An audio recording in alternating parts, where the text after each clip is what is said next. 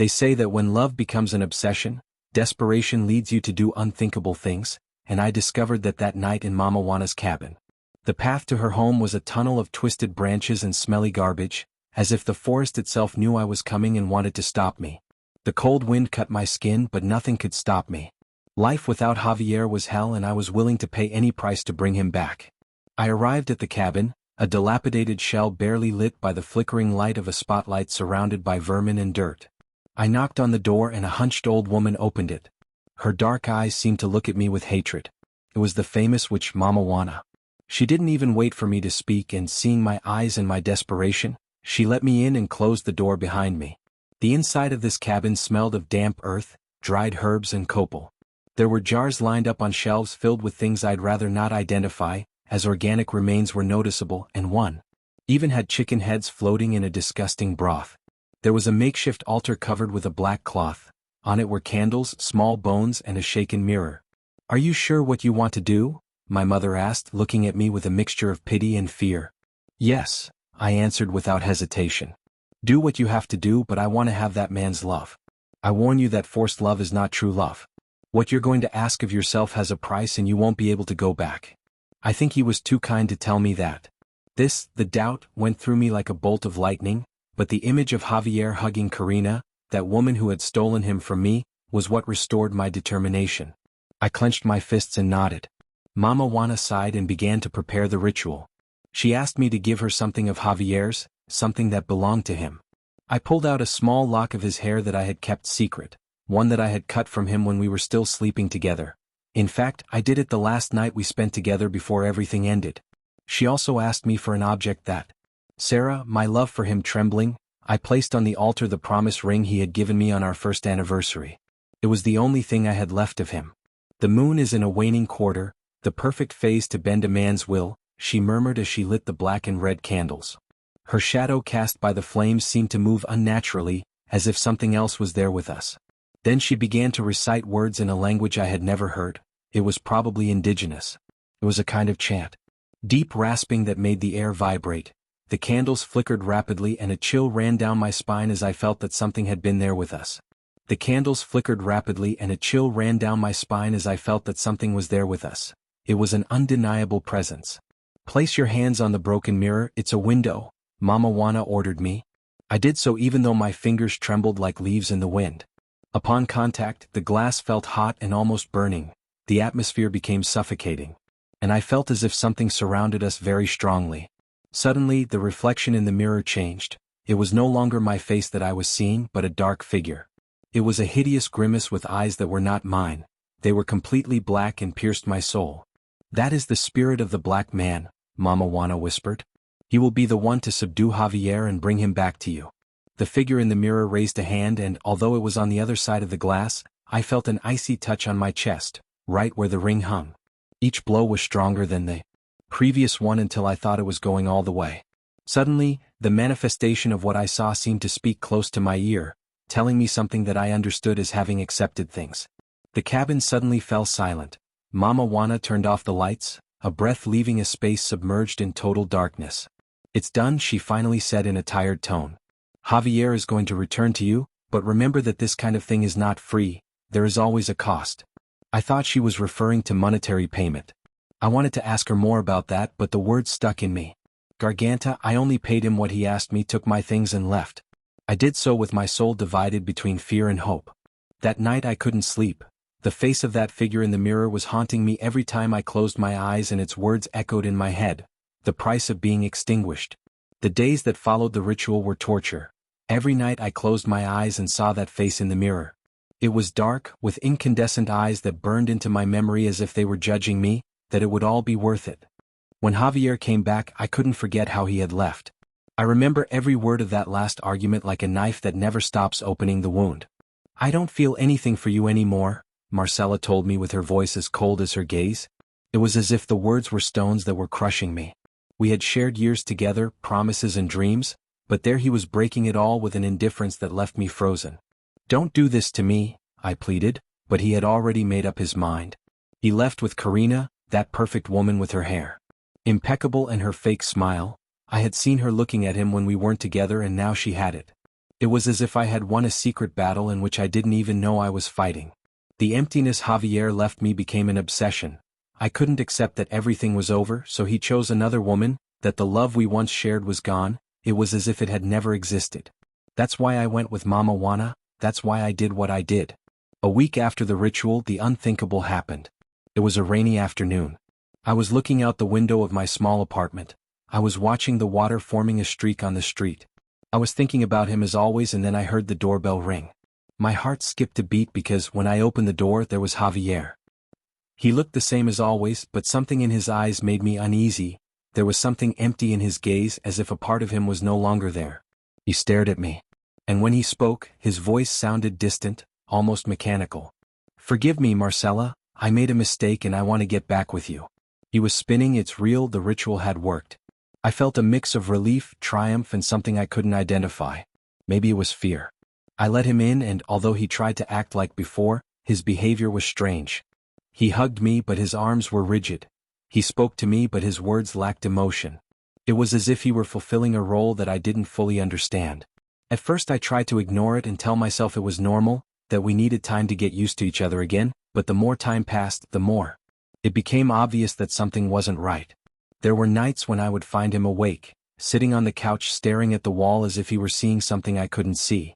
Sometimes he would quietly mumble words that didn't make sense, as if he were talking to someone who wasn't there, but the worst was the night I heard him crying in the bathroom. I opened the door and found him kneeling in front of the mirror with his hands on his face. When he saw me, his expression was one of pure terror. "I can't breathe," he whispered. "I feel like something is choking me." Like he couldn't get out of himself. I tried to comfort him, but he pushed me away roughly. His gaze was so desperate that it paralyzed me. "What did you do to me, Marcella?" That question went through me like a bullet. I couldn't answer because I couldn't tell the truth. That night I slept on the couch, unable to face what was happening. I realized that the man who had returned was not the same one who had left. It was Javier, yes, but he was also absent, soulless, without that spark he had when we were together. Something was consuming him, something that I had unleashed with witchcraft. The following days were a spiral of fear and regret. Javier became more distant, colder, like a shadow of himself, and I began to hear things at night. When the house was quiet, I heard footsteps in the hallways, heavy and echoing. Something was there, something that seemed to watch everything, and there were noises throughout the house as if someone was speaking from the walls.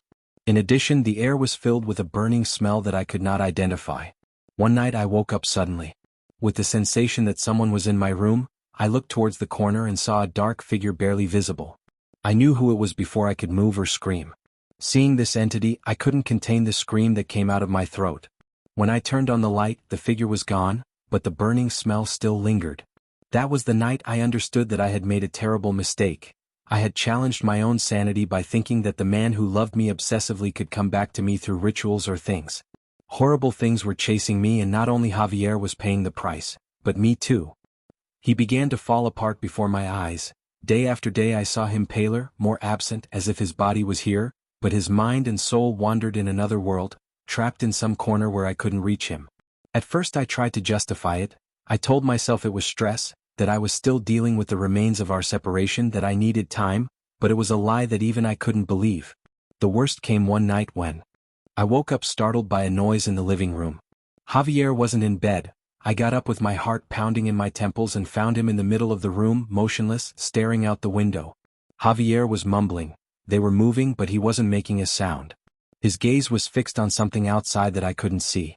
"Javier," I shouted, shaking him by the arms. Suddenly, he turned to me with inhuman speed. His eyes were completely black and his mouth was open, with black worms coming out of it. He let out a scream that didn't seem like his own. I ended up stumbling backwards and fell to the floor. When he blinks, his eyes are normal again, but something about his face is still wrong, and one of those worms that seemed to come out of the torrent of his mouth was moving disgustingly near his feet. "They won't leave me alone," he murmured in a broken voice, barely a whisper. I can't breathe. They are everywhere, Marcella. The worms are in my head, Marcella. I am sorry, my head. I could not sleep that night. I sat on the couch, hugging my knees, listening to the noises that came from everywhere. Convinced that we were not alone, the next day while Javier slept, I decided to go see Mama Juan again. My mind was a whirlwind of fear and regret. I hated her for what she had done, but I hated myself more for having sought her out. When I arrived at her cabin, I found her hunched over her altar, praying. The evening light filtered through the cracks in the wood and the smell of incense was stronger than ever. "Mama Juana, something is wrong," I told her with my trembling voice. She looked up and, for the first time, I saw something on her face that I had never seen before: fear. "Marcella, I warned you that this was not a game," she said sternly. "The forces I called upon are not benevolent. The Black always charges for help." "What price was it?" "Yes, I paid him what he asked," I demanded. My throat was closing. "Javier's will was bent, but his soul is trapped. He is between this world and the next, and what consumes him will not let go so easily. His mind is scattered and the Black spirit has taken his consciousness. Only then could he return to you. You no longer have your destiny with him because all of that was forced. And so, how do we undo it? There has to be a way to free him." Mama Juana sighed deeply. She stood up, her hands shaking as she gathered some herbs from the altar. "We can try to undo the spell, but I will need more from you, something powerful, something that really matters. This spirit is not going to go away easily. Marcella is going to need a sacrifice." "Anything," I answered immediately, although deep in my chest I felt a knot of fear. She looked at me hard. "Be careful with your words. What? You offer something, there is no turning back." I left the cabin with instructions for a new ritual. It was darker than the first, more dangerous. It was to be performed at midnight, and this time I would have to offer the offering myself. "A life, a stray cat," said Mama Juana, "a living animal to seal the deal and free Javier." I spent the whole day struggling with my desperation, but in the end desperation won. I found a small, skinny cat that used to hang around the alleys behind the building. I took it home feeling a mix of guilt and determination. When the clock struck midnight, I lit the candles and followed Mama Juana's instructions. To the letter I placed the cat on the makeshift altar, and its green eyes were looking at me with a mix of curiosity and innocence that made me cry. "Forgive me," I whispered before doing what I had to do. The animal's scream was brief, but the echo in my mind will last my whole life. When the ritual ended, I felt a change in the air. It was as if something heavy had left the room, leaving a void. It left me shaking. I went back to bed, exhausted and filled with remorse, but hoping that it was all over. Javier was still there, sleeping soundly. His breathing seemed calm for the first time in several days, but my hopes were shattered when dawn broke. I woke up with a heart-rending scream, ran to the bathroom and found him there, standing in front of the mirror. His eyes were sunken, his skin was pale as wax, and his hands were bleeding. "What did you do?" he shouted at me, pointing at the mirror. I looked, and what I saw almost made me vomit. Reflection: it wasn't just Javier, but the dark figure of the spirit. It wasn't gone, it wasn't free, but it was closer and stronger. "It's taking me," Marcella said, her voice breaking. It was then that I understood that there was no way out of this. The price had not been paid, there was something I could not control, and now everything was lost. I searched for Mama Juana for days and asked about her in the nearby community, but no one could tell me where she was. Some said she had gone south, others that they had seen her to the mountain and never came back. There were even some who claimed that he never existed, that I was talking about a ghost, a legend that the town had already forgotten.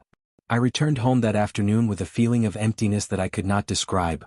The air in my home felt thick, as if something invisible was watching me from every corner. Javier did not say anything. His silence was more terrifying than any scream. I was now sitting in the living room staring at the wall. That night, I finally let myself fall into bed exhausted. Sleep came quickly, but with it came nightmares. In my dreams, I walked through a dark, desolate field where there were no stars or moon. I could hear breathing behind me, getting closer, but every time I turned around there was no one. Suddenly, a shadow caught me, enveloping me. It was that man's voice, repeating a single word: "You paid," but it was never enough. I woke up drenched in sweat. The house was completely silent. I reached out to the side of the bed looking for Javier, but found only the cold hollow of empty sheets. I got up, turning on the lights as I walked through the house. The living room was empty, the kitchen in darkness. My heart began to race when I noticed the back door was ajar. I walked out into the yard and saw him. Javier was there under the tree we had planted together when we finished building this house, our house. His body hung limp, his charred skin barely touching the damp earth. I froze, unable to scream, unable to move. My entire being shattered into 1,000 pieces. I don't remember how much time passed. Before my legs finally responded, I was running toward him, screaming his name even though it was obviously too late. His eyes were closed and his face was at peace, as if he had found the light. Having done that, from that day on my life became a constant torment. The nights were worse. The house that was once our refuge was permeated with that darkness, one I couldn't escape from.